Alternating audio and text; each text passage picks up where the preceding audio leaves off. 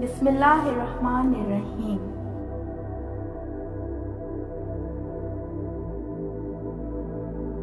حدیث مبارکہ ہے، ہم کو عبدان نے یہ حدیث بیان کی، انہیں عبداللہ بن مبارک نے خبر دی، ان کو یونس نے، انہوں نے زہری سے یہ حدیث سنی۔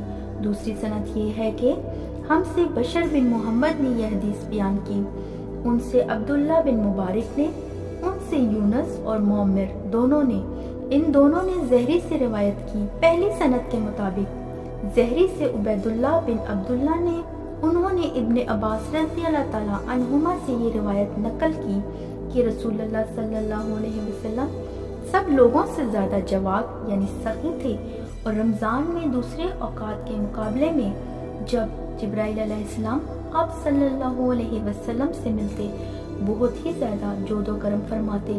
جبرائیل علیہ السلام رمضان کی ہر رات میں آپ صلی اللہ علیہ وآلہ وسلم سے ملاقات کرتے اور آپ صلی اللہ علیہ وسلم کے ساتھ قرآن کا دورہ کرتے۔ غرض نبی کریم صلی اللہ علیہ وسلم لوگوں کو بھلائی پہنچانے میں بارش لانے والی ہوا سے بھی زیادہ جود و کرم فرمایا کرتے تھے۔